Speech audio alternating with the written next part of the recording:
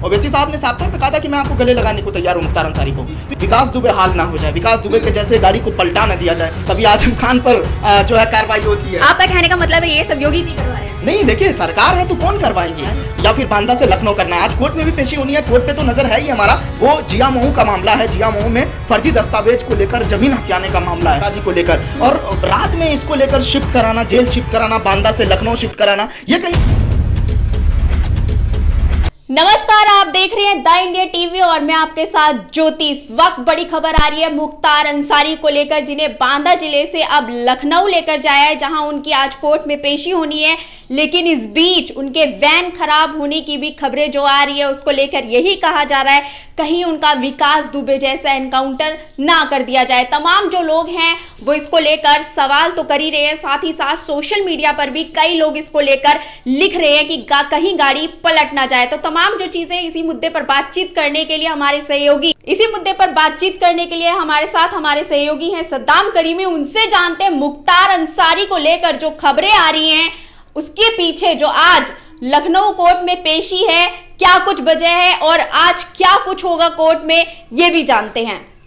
इस वक्त हमारे साथ हमारे सहयोगी जुड़ चुके हैं, इनसे जानते हैं। सद्दाम, जिस तरीके से मुख्तार अंसारी को लेकर खबरें आ रही हैं लगातार, और कहीं कहा जा रहा है उनकी वैन खराब हो गई, और अभी थोड़ी देर में ये भी खबर आ रही थी कि उनकी जो गाड़ी है वो जाम में भी फंस गई है, तमाम जो चीजें हैं, और ये भी कहा जा रहा है विकास दुबे की तरह उनका एनकाउंटर ना कर दिया जाए। बिल्कुल, देखिए रात के तकरीबन 12:30 बजे के करीब एक खबर आती है, जो अब्बास अंसारी अभी हाल ही में विधायक बने हैं, वो साफ तौर पर गाजीपुर के विधायक है। उन्होंने साफ तौर पे अपने फेसबुक हैंडल से, ट्विटर हैंडल से ये कहते हुए कहा कि ये आज रात में कुछ अनहोनी हो सकता है अपने पिताजी को लेकर, और रात में इसको लेकर शिफ्ट कराना, जेल शिफ्ट कराना, बांदा से लखनऊ शिफ्ट कराना, ये कहीं ना कहीं देखिए ये जांच का विषय है और इन चीज़ों को लेकर समझने की ज़रूरत है। जिस तरह से कहा जा रहा है कि जो मुख्तार अंसारी है उनको वहाँ से पहले उनकी तबीयत खराब होती है, डीएम उनके मेडिकल को कैंसिल कर देते हैं कि मेडिकल रिपोर्ट नहीं होगी या उनको दवाई नहीं दी जाएगी। उसके बाद कहा जाता है कि इनको जेल शिफ्ट करना है या फिर बांदा से लखनऊ करना है। आज कोर्ट में भी पेशी होनी है, कोर्ट पे तो नजर है ही हमारा,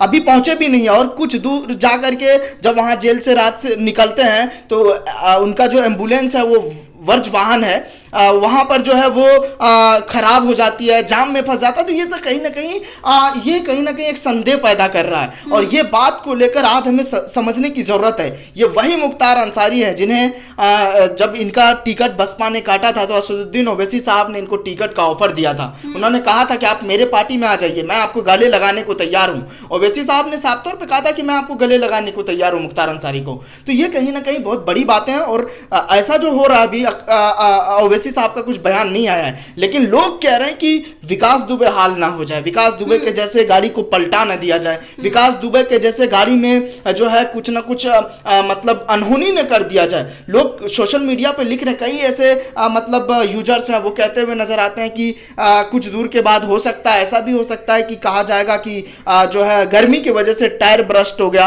कुछ लोग कह रहे हैं कि आप मुख्तार अंसारी भागने की गलती मत करना, नहीं तो आपके साथ कुछ गलत हो सकता है। लेकिन मुख्तार अंसारी एक कहीं ना कहीं बाहुबली नेता तो है ही, लोगों के अंदर पैठ भी है, लोगों के अंदर उनकी जो पहचान है वो हमेशा उनको कहीं ना कहीं मजबूती दिलाता है। अब्बास अंसारी गाजीपुर से अभी विधायक बनते, उन्होंने कहा अपने बयान में संविधान जिंदाबाद, और जब जीता उन्होंने कहा कि इस भारत देश का नागरिक जिंदाबाद, क्योंकि उन्होंने मतदान करके वोट दिया और तकरीबन 40,000 वोट से जीता।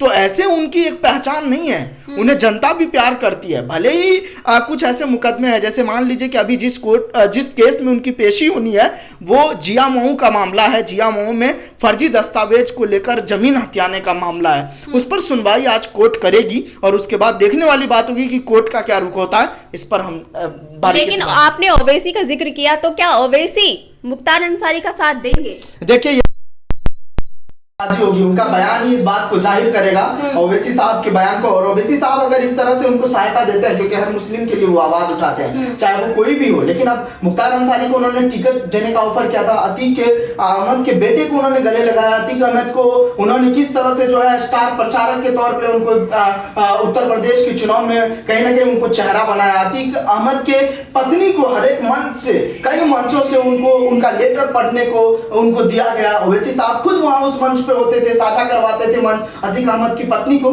तो हो सकता है कि मुख्तार अंसारी के साथ भी वो खड़े हो जाए, उनके लिए भी आवाज उठा ले। राजनीति में कुछ कहा नहीं जा सकता। ओवैसी साहब अगर इस तरह से करते हैं तो वो उन गाजीपुर के जनता के, उन करोड़ों लोगों की जनता का दिल जीत लेंगे। लेकिन क्या लगता है कि उनको में शिफ्ट किया जा रहा है मुख्तार अंसारी को, क्या इसके पीछे कोई वजह है? साफ दिख रहा है वजह। रात में अगर आप शिफ्ट करवाते हैं, आपकी सरकार है, आप जानते हैं कि वहां पर किसकी सरकार है, भारतीय जनता पार्टी की सरकार है। 2.0 सरकार नाम दिया गया है। योगी आदित्यनाथ को अभी तकरीबन 3 दिन हुए शपथ लिए हुए, और उनका कभी आजम खान पर जो है कार्रवाई होती है। आपका कहने का मतलब है ये सब योगी जी करवा रहे हैं? नहीं, देखिए सरकार है तो कौन करवाएंगे। डॉक्टर कपिल के साथ अगर इस तरह से हुआ, और उसके बाद उन्होंने अभी समाजवादी पार्टी से चुनाव लड़ रहे हैं, ऐसे कई सारे मामले हैं। उन्नाव देख लीजिए, हाथरस देख लीजिए, अब जो है मुख्तार अंसारी, आजम खान, उसके बाद अतीक अहमद, कौन, ये क्या हो रहा है देश में? ये उत्तर प्रदेश में हो क्या रहा है? अगर आपका बुलडोजर ऐसे ही जगह पर चलना है तो चलाइए ना, कोई दिक्कत नहीं है, लेकिन उन लोगों को भी ढूंढिए। आप उन चीज़ों को भी याद कीजिए जब होटल में एक इंसान को मारा गया, जब उन इंसान को अभी तक इंसाफ नहीं मिला, उनकी पत्नी अभी रो रो कर जो है भटक रही है, नजीब गायब है, उनको भी ढूंढिए। और कई सारे मामले हैं। रोहित बेमूला चले गए इस दुनिया को छोड़कर, क्या जरूरत पड़ गई थी? ऐसे मामले को भी ढूंढना बहुत जरूरी है ना। क्या लग रहा है, इससे मुस्लिमों में डर पैदा करने की संदेश जा रहा है? साफ तौर पर इसे मुझे कहने में कोई हिचक नहीं होगा। मुस्लिम को डराया जा रहा है, धमकाया जा रहा है, ये रिपोर्ट कहती है।